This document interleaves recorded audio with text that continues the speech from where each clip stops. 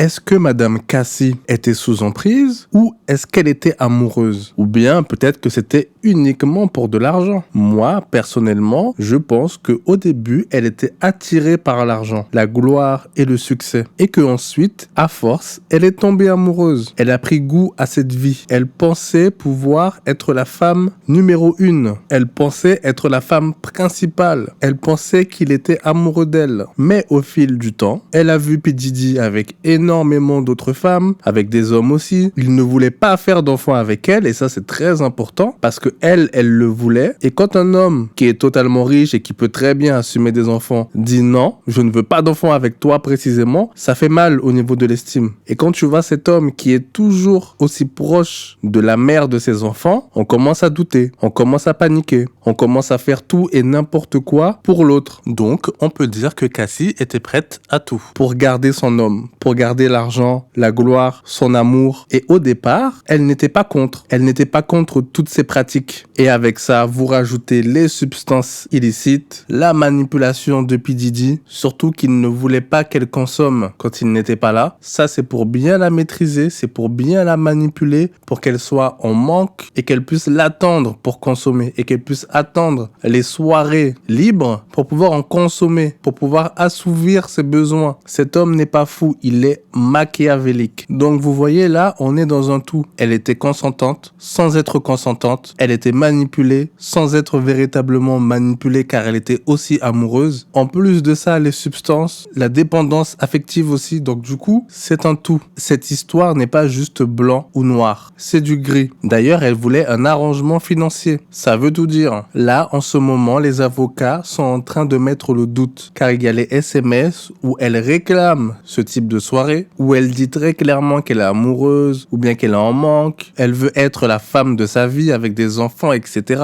Donc oui, le jury est en train de douter parce que là, ils veulent savoir est-ce que c'était du trafic d'humains parce qu'ils allaient faire leur soirée dans le monde entier. Elle devait le faire avec tout le monde pendant des heures, du soir au lever du soleil. Déjà, c'est du n'importe quoi, hein. Je pense même qu'il devait avoir un staff médical pour pouvoir les doser correctement, pour qu'ils puissent tenir autant de temps. C'est même pas humain. Ce n'est même pas humain. Tenir 8 heures dans une activité X, pourquoi faire déjà? Ce sont des monstres. Et par la suite, dans cette relation, c'est juste aller trop loin. C'est juste qu'à un moment donné, elle a craqué. Parce que les soirées, c'était de plus en plus souvent, avec de plus en plus de substances, avec de nouvelles substances. Il commençait de plus en plus à la frapper. Moi, quand j'ai vu la vidéo où il lui met des balayettes, penalty, coup de poing, tout ce que vous voulez, j'ai compris qu'elle était piégée, qu'elle était totalement perdue. Elle a essayé de le quitter plusieurs fois, mais elle est quand même revenue. Quand tu es dans une dépendance, eh ben souvent tu fais des rechutes. Quand tu as partagé autant d'émotions avec une autre personne, quand tu retournes dans la vie,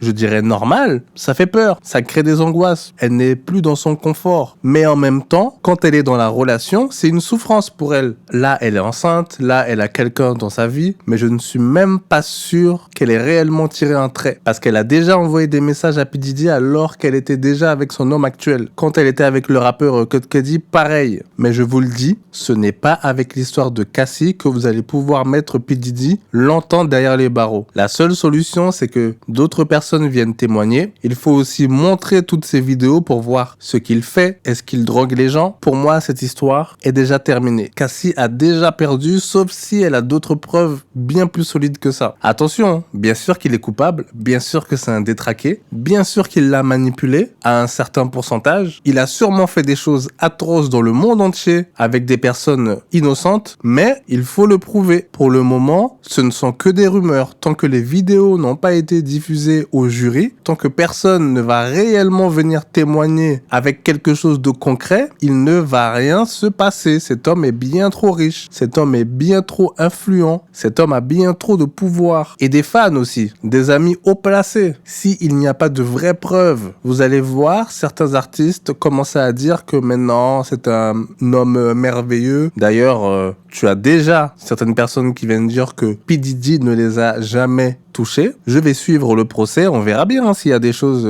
qui vont arriver. Mais j'ai un gros doute là-dessus. Après, peut-être que je me trompe.